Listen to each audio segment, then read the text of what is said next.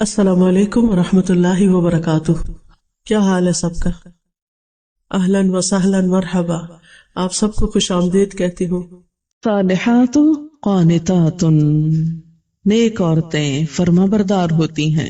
ایک حدیث میں آتا ہے کہ دو لوگوں کی نمازیں ان کے سروں سے اوپر نہیں جاتی، ادھر ہی رہتی ہیں ان کے پاس ہی، یعنی قبول نہیں ہوتی، مراد ہے ایک وہ عورت جو اپنے شوہر کی نافرمان ہو۔ پھر یاد رکھیں وہ شرط کے ساتھ، اللہ کی نافرمانی میں نہیں، اللہ کی فرما برداری میں شوہر کی فرما برداری۔ اللہ تعالیٰ کی ذات اوپر ہے، جو حکم شوہر کا اللہ کی مرضی کے مطابق ہوگا اس کو ماننا۔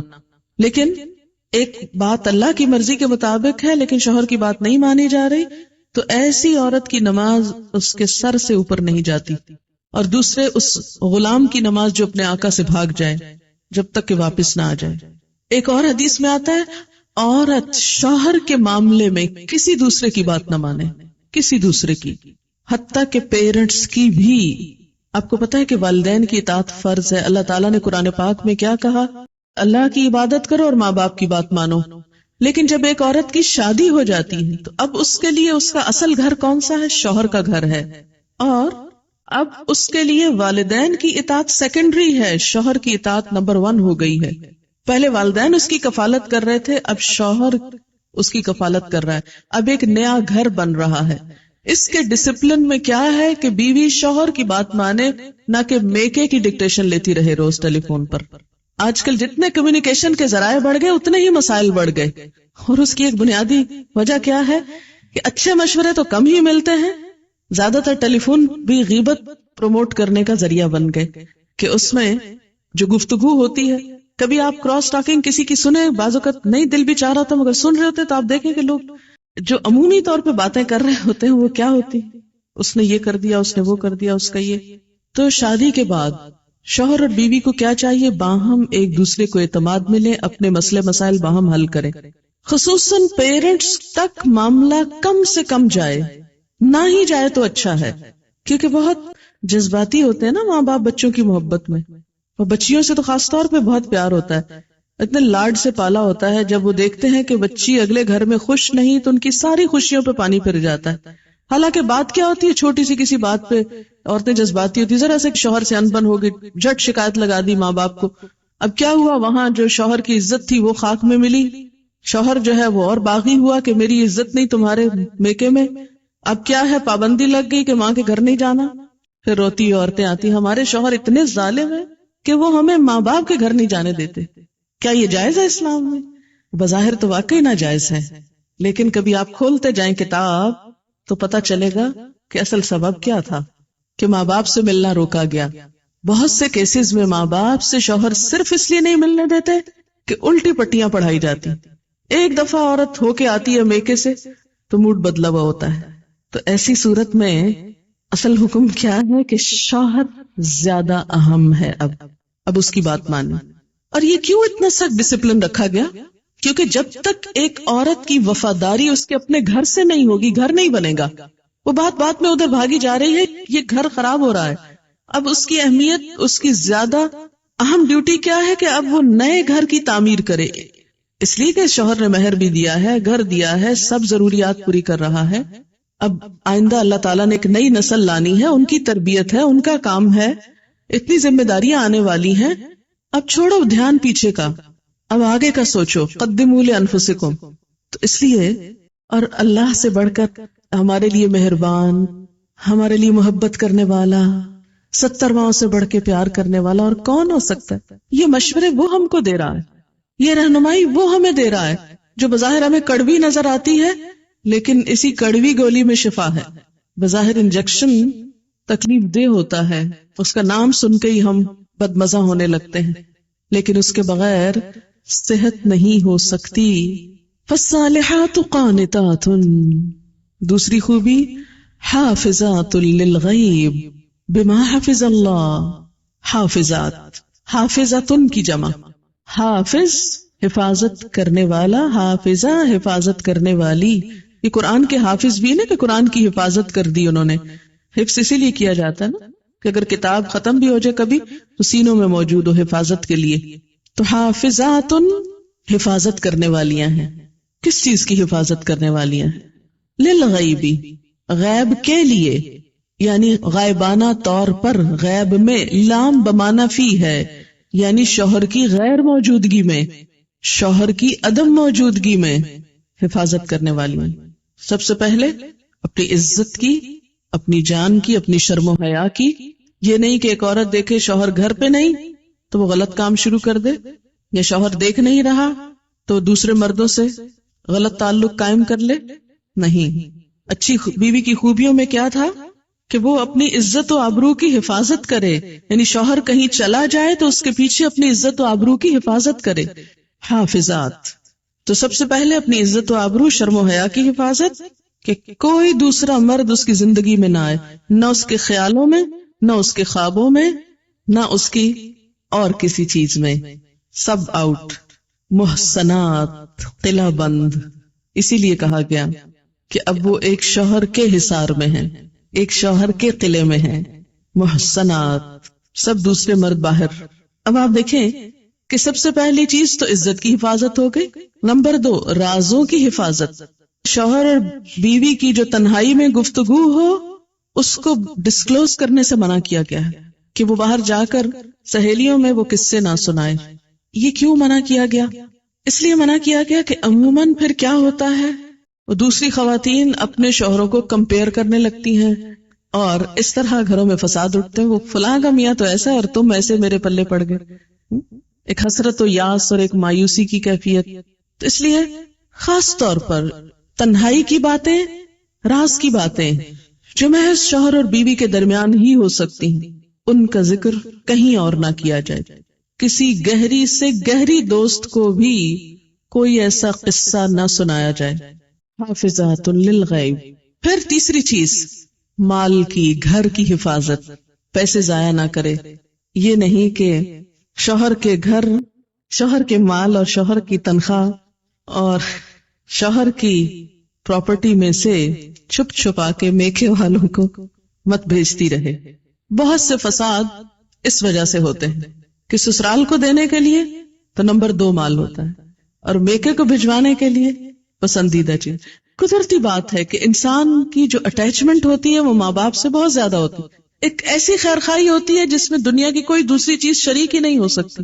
ظاہر ہے جنہوں نے جنم دیا، جنہوں نے پالا پوسا، ان کے ساتھ محبت اور خیرخواہی کیسے نہ ہو، وہ تو ہوگی، لیکن اس کی بھی حدود ہیں۔ وہ حد سے آگے نہیں بڑھنی چاہیے کہ شوہر کما کے لائے اور ہر وقت عورت شکوہ کرے، پورا ہی نہیں پڑتا، ہوتا ہی نہیں، ہے ہی نہیں، یہ بھی نہیں، وہ بھی نہیں، وہ بھی نہیں، اور پیسے بٹورتی چلی جائے اور ادھر سے چھپ چھپا کے دوسری طرف دیتی چلی جائے۔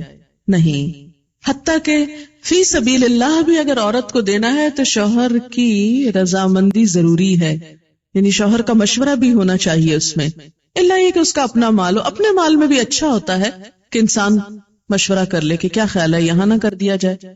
پیچھے وہ مہر کی بات ہوئی تھی نا کہ عورتوں کو ان کے مہر دے دو۔ اب عورت ایک مہر لے لے اور وہ کہے چونکہ میرا مال ہے جدھر مرضی خرچ کروں، تم کون ہو پوچھنے والے؟ نہیں، اس میں بھی ایک اچھے آئیڈیل گھر کی نشانی کیا ہے کہ باہم مشورے سے مال خرچ کریں۔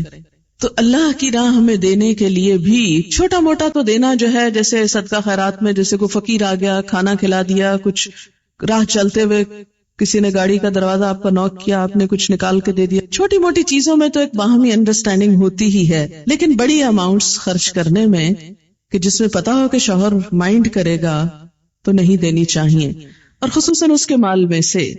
اور اسی طرح میکے کو دیتے وقت بہت ہی احتیاط کی ضرورت ہے، کوئی بھی چیز دینا۔ ہماری ایک دوست نے، بزرگ دوست ہیں، انہوں نے ایک بڑی اچھی بات بتائی تھی، اور میں نے دیکھا کہ یہ اتنا خوبصورت زندگی کا اصول ہے، اگر اس پر عمل کیا جائے یا کیا جا سکے تو بہت سی بھلائیاں ہو سکتی۔ وہ کہتی ہیں کہ جب ہماری شادی ہوئی تو میں نے اپنے شوہر سے کہا، آج کے بعد آپ کے خاندان کو لک آفٹر کرنا میری ذمہ داری اور میرے رشتہ داروں کا خیال رکھنا آپ کی ذمہ داری۔ کہتے کہ اس طرح ہم دونوں کے خاندانوں میں بڑی محبت پیدا ہوئی۔ کہتی کہ میں نے اپنی ذمہ داری لی کہ میں سب تحفے تحائف اپنے سسرال کو دوں گی، اور میرے شوہر نے لی کہ وہ میرے بہن بھائیوں کو دیں گے۔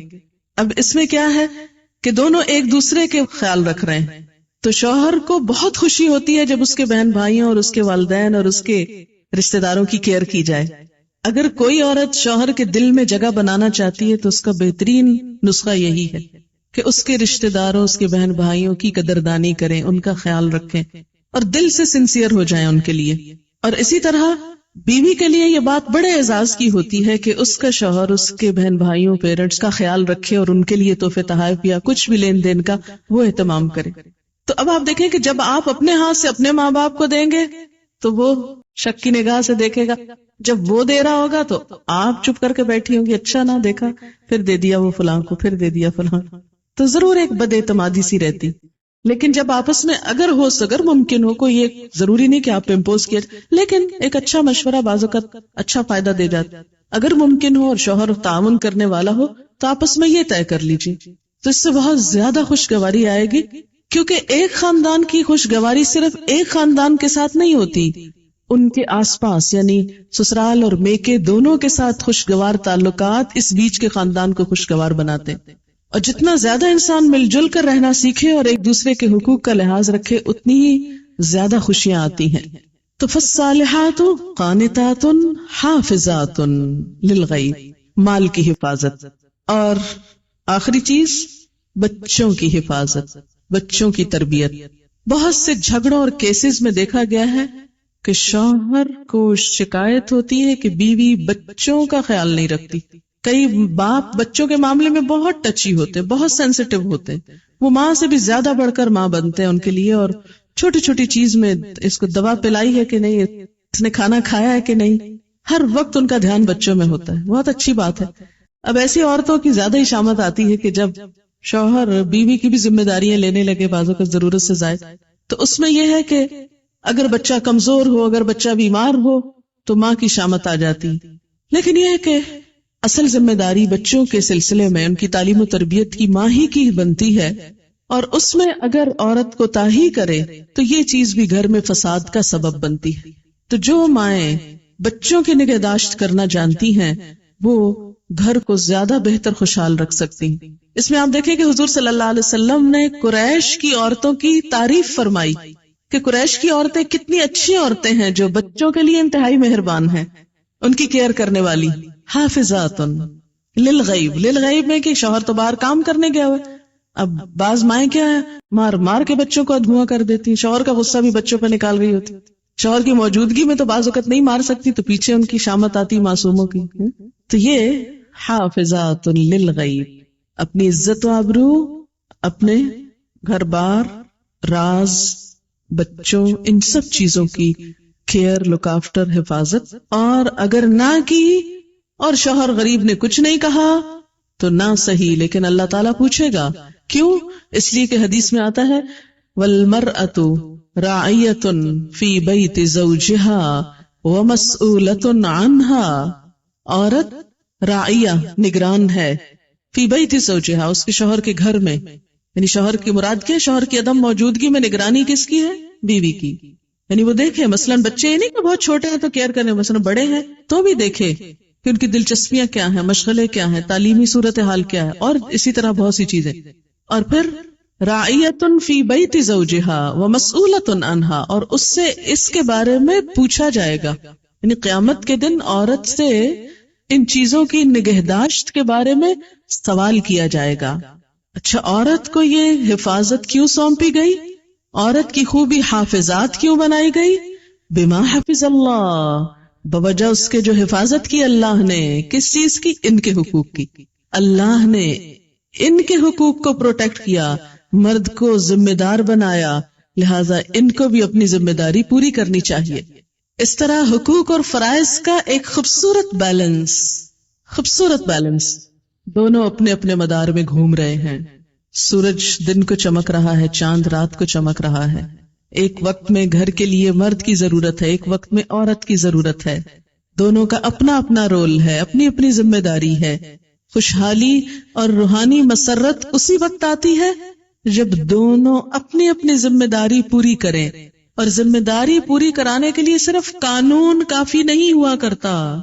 اب جیسے کہ مغرب میں عورت نے اسٹیٹ کو قوام بنانا چاہا کہ اسٹیٹ ان کے لیے قانون بنائے. اب دیکھیں قانون بنا کر آپ جبرن قہرن کسی آدمی کو کتنا پابند کر سکتے ہیں کہ تم ضرور بیوی کے حقوق دو، اور پولیس مین جائے گا اور پیچھے سے شوہر جو چاہے گا پھر کرے گا. تو پولیس تو نہیں یہ کنٹرول کر سکتی معاملہ. قانون تو نہیں کر سکتا. قانون کسی حد تک فائدہ دے سکتا ہے، لیکن اصل چیز اللہ کا تقوی ہے. جب تک معاشرے کے اندر خدا کا خوف نہیں آتا، نہ ایک عورت وفادار ہو سکتی ہے اور نہ ایک شوہر ذمہ دار ہو سکتا ہے. واللاتی، اور وہ عورتیں، تخافون، تم ڈرتے ہو، نشوزہن، ان کی سرکشی سے. نشوز کا لفظی معنی ہوتا ہے بلندی، اٹھان، ابھار، ارتفاع. خصوصاً جب کسی چیز میں یہ اٹھان ہیجان کا نتیجہ ہو. ہیجان، غصے، غضب. وہ عورتیں تم ڈرتے ہو ان کے اٹھان سے، ان کی سرکشی سے، ان کی بلندی سے. یعنی بلندی سے مراد یہاں کیا ہے کہ وہ شوہر کو یا اپنے سے حقیر سمجھتی ہے یا اپنے برابر کا سمجھتی ہے. ہمارے ہاں یہ جو ایکویلٹی کی بات آئی نا، اور ایکویلٹی کا تصور آیا، اس نے گھروں کو بہت نقصان دیا. کہ جب حقیقت میں وہ ایکول تھی نہیں، کیونکہ ایکول تو ہوتا ہے انسان اپنی ہی کلاس میں. اب آپ کہیں کہ بلی اور چوہا جو ہے وہ ایکول ہوں تو وہ کیسے ہوں؟ وہ بلی الگ چیز ہے، چوہا الگ چیز ہے، وہ اپنی اپنی کلاس ہے. اب اس کے اندر تو آپ ایکویلٹی ڈھونڈیں، اور دو چیزوں کو آپ کہاں سے ایکول قرار دے رہے ہیں؟ مرد مرد ہے، عورت عورت ہے. اس کی تو جو کیمسٹری ہے جسم کی وہی مختلف ہے، اس کے تو ٹشوز اور سیلز کی ساخت مختلف ہے. آپ کس کس چیز کو ایکول کریں گے؟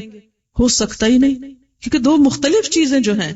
لیکن معلوم نہیں کہاں سے ایکویلٹی کا درس شروع ہو گیا عورتوں اور مردوں کے درمیان، جو پاسبل نہیں تھا. یہ بالکل ایسے اگر آپ کہیں کہ یہ 5 انگلیاں ایکول ہونی چاہیے اور کھینچ تان کے سب کو ایک کر دیں، اور یہ تو نہیں ہو سکتا کہ چھوٹی کو لمبا کرے، یہ ضرور ہو سکتا لمبیوں کو کاٹ دیں. یہی ہوگا ایکول کرنے کا. اب آپ چاہیں آپ کے سب بچوں کے قد برابر ہو جائیں، اور اگر نہیں ہے کچھ کی گردنیں اڑا دیں. ایسی ایکویلٹی سے حاصل کیا ہوگا؟ ضرورت کیا اس ایکویلٹی کی؟ تو کسی عورت کا اپنے شوہر کو حقیر سمجھنا، یا اس معنی میں ایکول سمجھنا کہ گھر کی کنگڈم میں وہ اپنے آپ کو بالکل برابری کے اس طرح درجے پر رکھے، وہ للرجال علیہن درجہ کو کنڈیم کرے اور شوہر کی کوئی بات چلنے نہ دے، اور کہ ہر بات اور ہر حکم میرا چلے گا، تو یہ نشوز ہوتا ہے. نشوز کا مطلب ہے اٹھنا. وہ پیچھے جو فالصالحات و قانتات ہے نا، تو قانتات میں کیا ہے؟ عاجزی. اور نشوز کیا؟ اس کا اپوزٹ. تو وہ عورت کا جو رول ہے سبمسو ہونے کا، وہ چھوڑ کر وہ دوسرا رول ادا کرنے لگے. اچھا آپ دیکھیں کہ جب سے ہمارے معاشرے میں بہت ایجوکیشن کا رواج ہوا، اور خیر ایجوکیشن تو پہلے بھی تھی، لیکن ہمارے یہاں ایجوکیشن کا مفہوم بدل گیا ایجوکیٹڈ ہونے کا. ایسا نہیں تھا کہ ہماری نانیاں اور دادیاں صرف جاہل محض تھیں، وہ بھی ایجوکیٹڈ تھی لیکن کسی اور طریقے کی، اور گھرداری اور خاندانی معاملات میں وہ ہم سے زیادہ ایجوکیٹڈ تھی. اسی لیے انہوں نے جس طرح زندگیاں نبھائیں اور جتنی خوشگوار زندگیاں پیش کی، وہ ہماری ینگر جنریشن میں دور سے بھی نہیں ہے. اس میں بنیادی خوبی کیا تھی کہ عورت نے اپنے آپ کو عورت سمجھا، اور شوہر کو مرد سمجھتے ہوئے اسے مرد کا درجہ دیا، اور قوام ہوتے ہوئے شوہر نے اپنی ذمہ داری پوری کی اور عورت نے اس کے مقابلے میں اپنی ذمہ داری پوری کی. لہٰذا ایک گھر گھر رہا. اسی لیے ان کے اندر وہ طلاقوں کا ریشو نہیں ہے جو اب نئی جدت کے ساتھ آ رہا ہے. اب آپ دیکھیں کہ جب یہ کیفیت آئی نئی تعلیم کی، تو اس میں کچھ اسباب کیا تھے. جیسے آپ دیکھیں ہمارے ہاں پرائمری لیول سے ہی ایجوکیشن میں کیا ہے؟ کو ایجوکیشن ہے، ایکولی ٹریٹ کیا جاتا ہے، ساتھ پڑھا جاتا ہے، یونیورسٹی لیول تک ساتھ جاتے ہیں. تو اس میں وہ جو پھر اس کے بعد اگر شادی ہوتی ہے تو وہ جو ایک شوہر کو شوہر کا مقام دینے کی بات ہے، وہ للرجال علیہن درجہ، وہ گھر کی اسٹیٹ میں ان کو ہیڈ ماننے کی، وہ ماننا انتہائی مشکل ہو جاتا ہے. اس کا تصور ہی ختم ہو جاتا ہے. لہٰذا اب شوہر یعنی بیوی تو اس تک نہیں پہنچی، لیکن شوہر کو نیچے لایا گیا. اب جب نیچے لایا گیا اس کو، اور اس کو اگر کمتر نہیں تو برابر کا اس طرح سمجھا گیا کہ اس کو ایسے نام سے پکارا جاتا ہے جیسے بعض اوقات بچوں کو پکارا جا رہا ہوتا ہے، تم تو کہہ کے، اور بتایا کیا جا رہا ہے کہ ایکویلٹی ہے. اس لیے وہ بلانے میں بھی عزت نہیں رہی. اب دیکھیں کہ یہ رویے ہیں، معاف کیجیے گا اگر آپ میں سے کوئی بہت ہی فرینک ہے، فری ہے، تو ضرور رہیے، لیکن جو ایک صورتحال ہونی چاہیے میں اس کی بات کر رہی ہوں. آپ ٹوٹلی ڈس ایگری بھی کر سکتے ہیں، لیکن مجھے تو حق بتانا ہے، شرمانا نہیں ہے. تو آپ دیکھیں کہ جب سے نام اس طرح پکارا جانے لگا کہ جس میں کوئی عزت آبرو، یعنی کہ نام مثلاً اگر شوہر کا نام زید ہے تو اس کو زید اس طرح کہہ کے بلایا جائے جیسے بیٹے کا نام زید ہو تو اس کو بلایا جا رہا ہے، اسی ہی ٹون میں، اسی ہی انداز میں، اسی ہی سٹائل میں. تو یہ صرف نام پکارنا ہی نہیں ہے، یہ ایک رویے کا اظہار کر رہا ہے، ایک رجحان کی بات، اور ایک تعلق اور ایک انداز کی بات ہے جو ایک بلانے کے انداز سے لے کر پھر باقی سب معاملات میں ساتھ چلتی. تو اسی لیے ہماری نانیاں اور دادیاں جب کہتی تھی مننے کے ابا اور منی کے ابا اور اس کے، تو اگرچہ ہمیں بہت آکورڈ لگتا ہے وہ سب کچھ، پھر ایک جنریشن تو مننے کے ابا کہتی تھی، اگلی کہتی صاحب کا ساتھ نام لگاتی تھی، شوہر کے نام کے ساتھ صاحب. اب اگلی جنریشن نے صاحب بھی اڑا دیا، اور معلوم ہی آئندہ کیا ہونے والا ہے. ہو سکتا ہے نک نیم سے پکارا جانے لگے، اور شاید پکارا بھی جاتا ہو. ٹھیک ہے، اگر آپس میں فرینکنیس ہے تو کوئی حرج نہیں نام لینے میں. آپ کو پتہ ہے کہ حضرت عائشہ جب حضور سے ناراض ہوتی تھی تو کیا کہتی تھی، کیسے پکارتی تھی ان کو؟ صحیح حدیث کے الفاظ مجھے یاد نہیں، آپ صلی اللہ علیہ وسلم نے ایک دفعہ فرمایا کہ عائشہ جب تم مجھ سے ناراض ہوتی تو مجھے پتہ چل جاتا ہے، کیونکہ تم کہتی ہو ابراہیم کے رب کی قسم، یہ کہنے کی بجائے کہ محمد کے رب کی قسم کہتے ابراہیم کے رب کی قسم، یعنی پھر تم میرا نام لینے کی بجائے حضرت ابراہیم کا نام لے. تو یہ ہے کہ نام لینے میں حرج نہیں، کوئی حرج نہیں اگر نام سے پکارا جا رہا ہے، لیکن تو اور تم نہ کہیں. عام لوگوں کے ساتھ بھی بات کرتے ہوئے ہمارے اندر ڈیسنسی ختم ہوتی جا رہی ہے. آپ دیکھیں کہ اگر ہم اپنی کسی دوست کو بھی تو کہیں تو کہتے ہیں بہت فرینکنیس کی علامت ہے، لیکن مجھے تو کبھی ایسی فرینکنیس اچھی نہیں لگی کہ جس میں انسان بدتمیزی پہ اتر آئے اور تو اور تم کہنے لگے. جو عزت آپ میں ہے، اور ہمارے کلچر کا بھی ایک تھوڑا سا حصہ ہے کہ اس میں لفظ جو انگریزی میں تو یو ہی ہے، ایک ہی بیچارہ، لیکن اردو میں الحمدللہ رچ ہے اردو اس سینس میں، تو بھی ہے، تم بھی ہے، آپ بھی ہے. تو ایک اچھے لفظ کا انتخاب کر لے، اور جب اللہ نے ایک درجہ زیادہ دے دیا تو عزت کا لفظ بولنے میں نقصان کچھ بھی نہیں ہوگا. جواب میں آپ بھی عزت پائیں گے، کیونکہ جب آپ کسی کو تم کہہ کے بلائیں گے تو پھر دوسرے کو بھی تم کا موقع دے رہے ہیں. پنجابی میں بھی ہے ایک لفظ، ایک تو ہے اور ایک تسی ہے. تو اس میں یہ ہے کہ یہ چیز بظاہر یوں لگ رہا ہے، یا ہو سکتا ہے آپ کو بہت ناگوار لگ رہی ہو اور آپ سوچ رہے ہو کہ ہمیں بیکورڈ بنایا جا رہا ہے، لیکن مجھے کبھی ایسے ماڈرن بننے میں کوئی خوبصورتی نظر نہیں آتی کہ جس میں گستاخی شامل ہو جائے. گستاخ ہونا ہی کیا ماڈرن ہونا ہے؟ کیا بدتمیزی کرنا ہی کانفیڈنس کا نام ہے؟ آپ کو پتا ہے کہ قرآن میں کیا آتا ہے؟ وَيْلٌ لِكُلِّ هُمَزَةٍ لُمَزَةٍ، ہلاکت ہے، تباہی ہے، بربادی ہے ہر اس شخص کے لیے جو منہ در منہ تانے دیتا ہے اور پیٹھ پیچھے عیب جوئی کرتا ہے. اللہ نے اس کے لیے ہلاکت بتائی، اور ہم منہ در منہ لوگوں کو تانا دینے میں کوئی جھجک ہی محسوس نہیں کرتے، بلکہ ہمارے بچے بدتمیزی کریں تو ہم کہتے کتنے کانفیڈنٹ ہو گئے ہیں. بڑوں کو ایسے جواب دیتے ہیں، ٹکا کے چپ کرا دیتے ہیں، اور اس کو ہم بچوں کو انکریج کرتے ہیں، ایک بدتمیزی کے بعد ایک پر اور کرو، شے دیتے ہیں. کیا انٹیلیجنس صرف بدتمیزی کے اندر ہے، گستاخی کے اندر ہے؟ نہیں. آپ صلی اللہ علیہ وسلم تو اس لیے آئے کہ اچھے اخلاق کی تکمیل ہو جائے، خوبصورت اخلاق.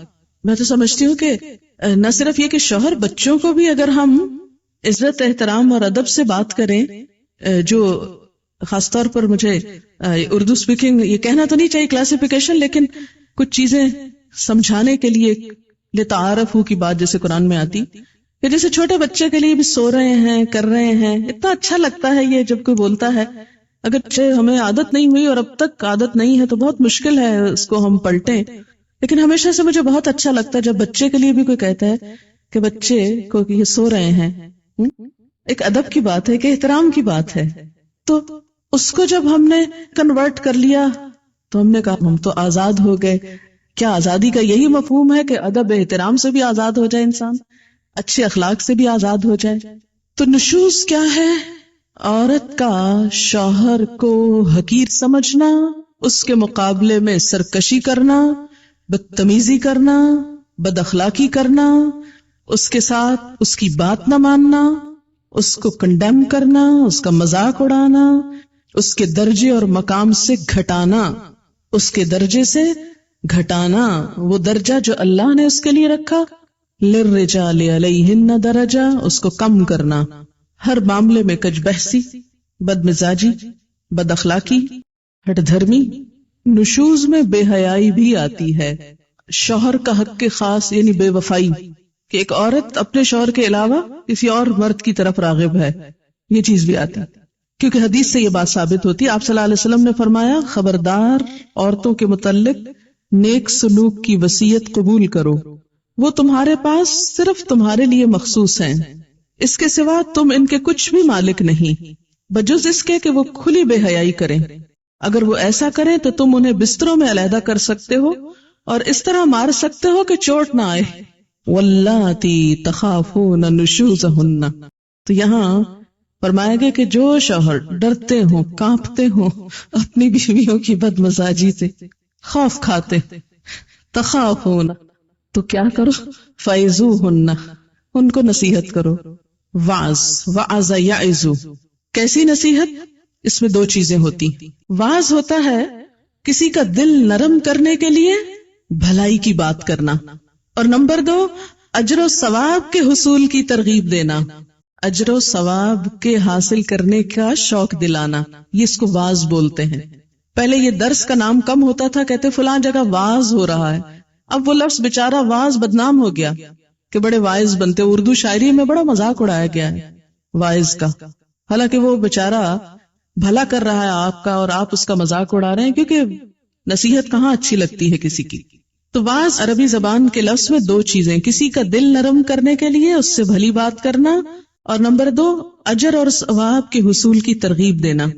تو شوہر کو کیا حکم دیا گیا کہ جو بیوی تمہارے ساتھ بدتمیزی کرتی ہے، بد کلامی کرتی ہے، سرکشی کرتی ہے، تو جواباً تم نہیں کرو، سب سے پہلا کیا کرو، ان کو نصیحت کرو، ان کو بھلی بات کرو، تم نرمی سے معاملہ کرو، جیسے کہ ایک اور جگہ پر آیا نا کہ اگر تمہارے اور ان کے درمیان عداوت بھی ہے، یعنی اگر ان من ازواجکم و اولادکم عدوا لکم، دشمن بھی ہیں وہ تمہارے، فاحذروہم، تو ان سے محتاط رہو، لیکن وَإِن تَعْفُوا وَتَصْفَحُوا وَتَغْفِرُوا، 3 لفظ اوپر تلے، ان تعفو معاف کر دو، تصفحو درگزر کرو، تغفرو بخش دو، قصور جانے دو، فإن اللہ غفور رحیم۔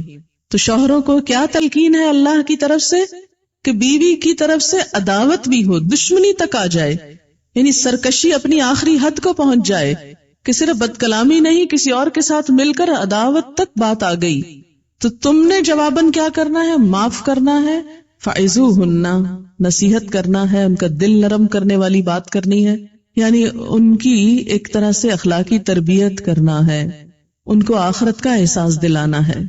اس لیے میں سمجھتی ہوں کہ وہ شوہر جو اللہ تعالیٰ کی اس آیت پر عمل کرتے ہیں، یا ایھا الذین آمنوا قوا انفسکم واہلیکم نارا، اے لوگو جو ایمان لائے ہو، بچاؤ اپنے آپ کو اور اپنے بال بچوں کو آگ سے، تو اس کے لیے وہ جو دینی تعلیم کا انتظام کیے رکھتے ہیں مستقل بنیادوں پر گھر میں، تو پھر ان کو ایسی صورتحال کم ہی دیکھنا پڑتی ہے کہ بیوی ان کے سامنے بد اخلاق ہو یا بد مزاج ہو، کیونکہ ہر روز اگر چھوٹی سی بات آپ دیکھیں کہ گھر والوں کے ساتھ مل کر ہم تفریح کرتے ہیں، کھانا کھاتے ہیں، ٹیلی ویژن دیکھ رہے ہیں اور بہت کچھ کر رہے ہیں، تو کیا گھر والوں کے ساتھ مل کر ایک چھوٹی سی گیدرنگ، چاہے روز نہ بھی ہو، ہفتے میں 1-2 دن ہو، کیا کچھ اچھی باتوں پہ نہیں ہو سکتی؟ کوئی اچھا موضوع گفتگو کا نہیں ہو سکتا کہ جس میں کوئی دلوں کو نرم کرنے والی بات بھی ہو، اخلاقی تربیت بھی ہو؟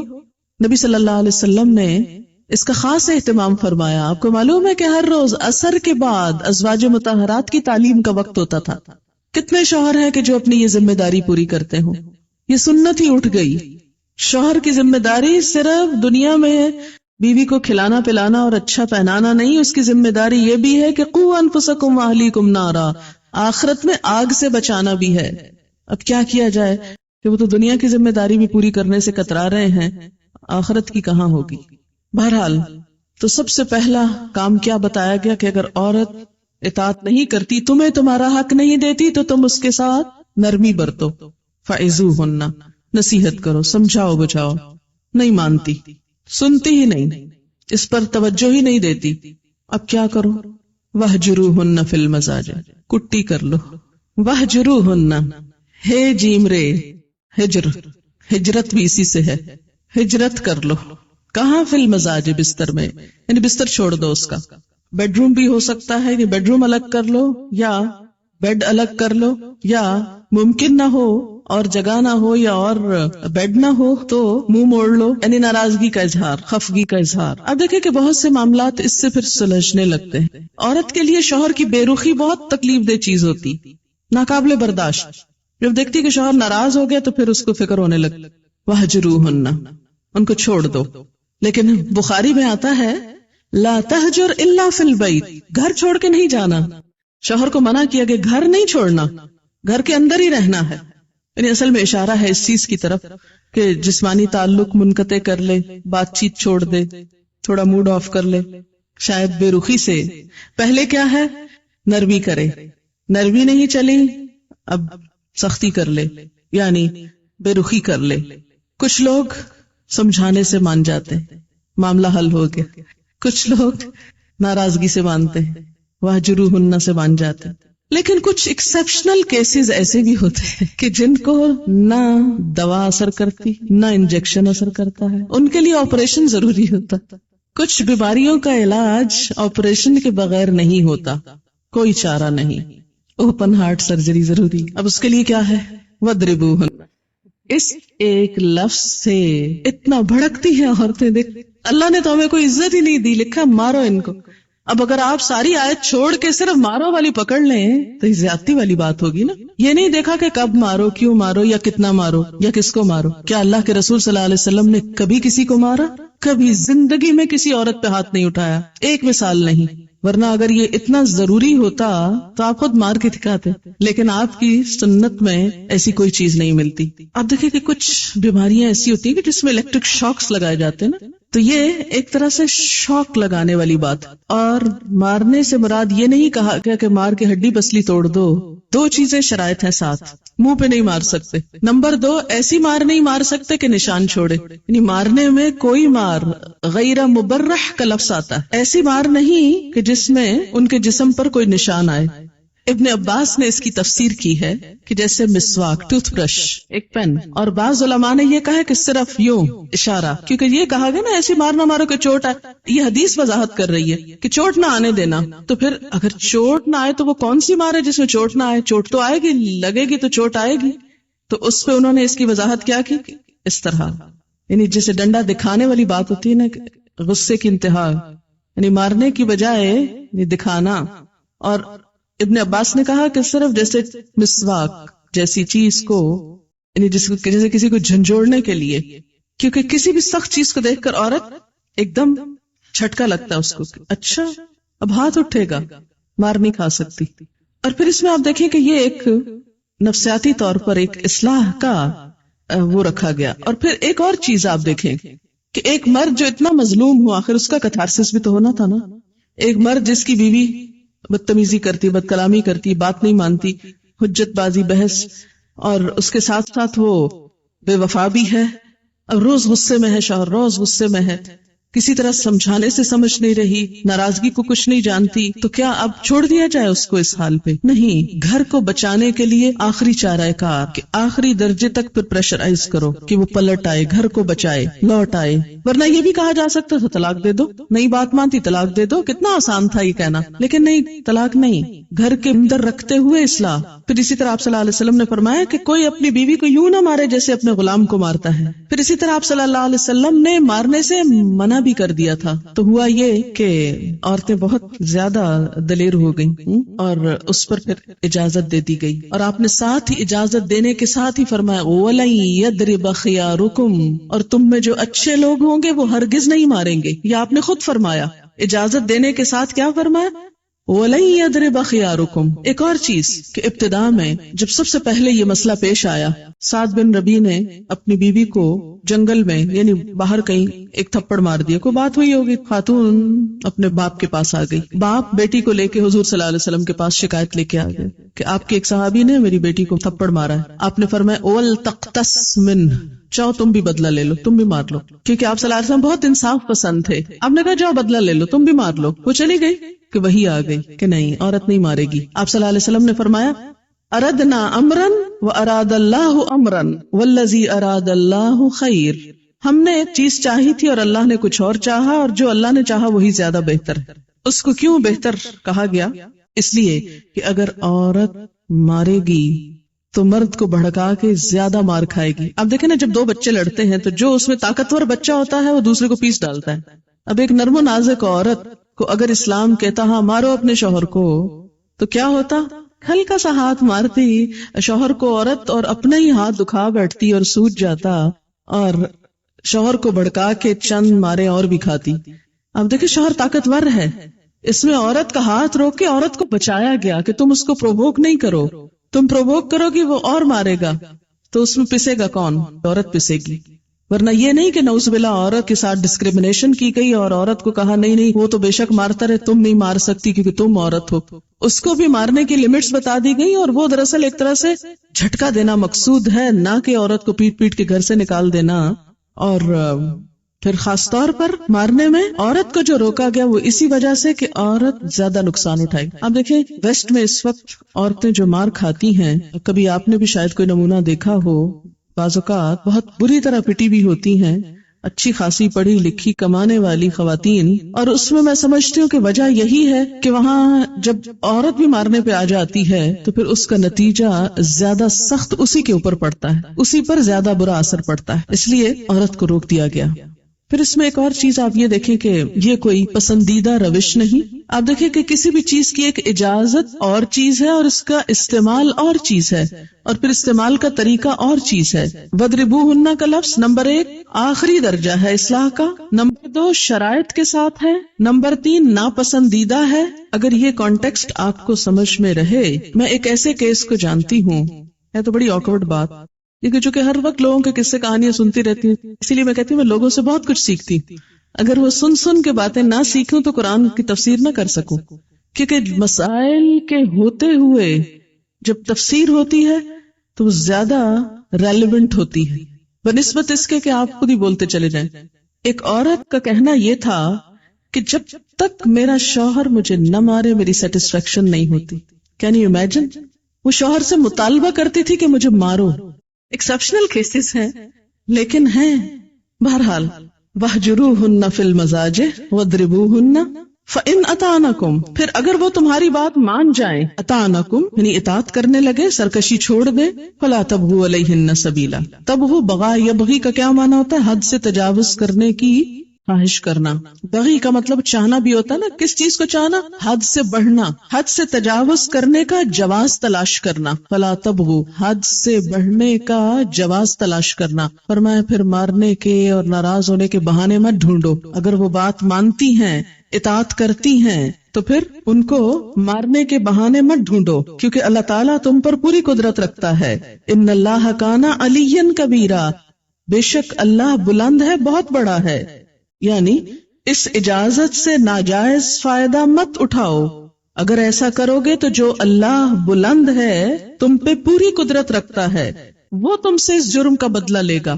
یعنی کوئی شوہر جو اپنی بیوی پر کوئی ناروا زیادتی کرے، اللہ اس سے بدلہ لے گا.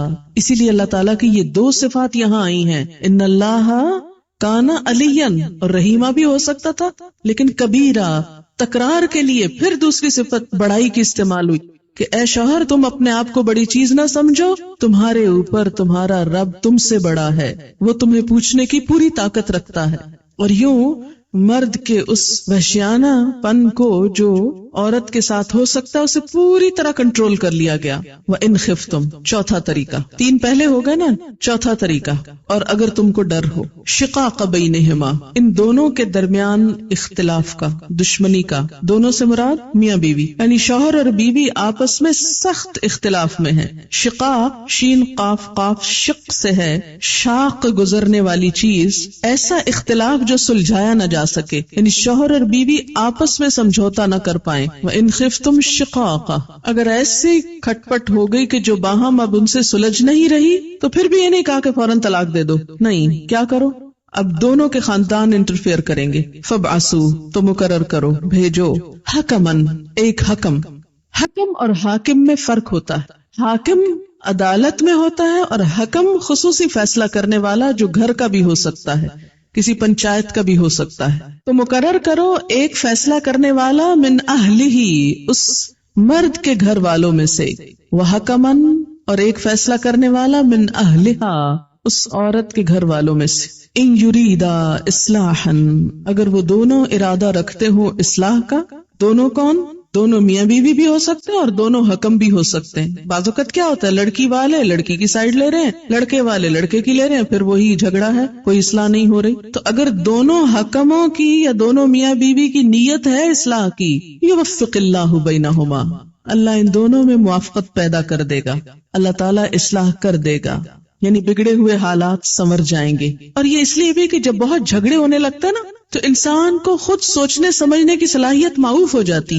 اتنی تو میں اتنی تو تکرار ہوتی ہے کہ بعض اوقات انسان سک ہو جاتا ہے، تھک جاتا ہے، اور وہ سمجھتا ہے کہ نو وے، اب کوئی راستہ نہیں، بس اب مجھے چلے جانا چاہیے یہاں سے. لیکن ایسے موقع پر بھی اللہ تعالیٰ نے تنہا نہیں چھوڑا لڑنے والوں کو، ایک گھر کو ٹوٹنے سے بچا اور کہا اب دوسرے لوگ بیچ میں آئیں، وہ حالات سلجھائیں. اگر دونوں فریقین کی نیت ہے گھر بسانے کی تو اللہ یوفق اللہ بینہم، اللہ بھی توفیق دے دے گا. ان اللہ کان علیما خبیرا، بے شک اللہ علم والا بھی ہے، خبر والا بھی ہے.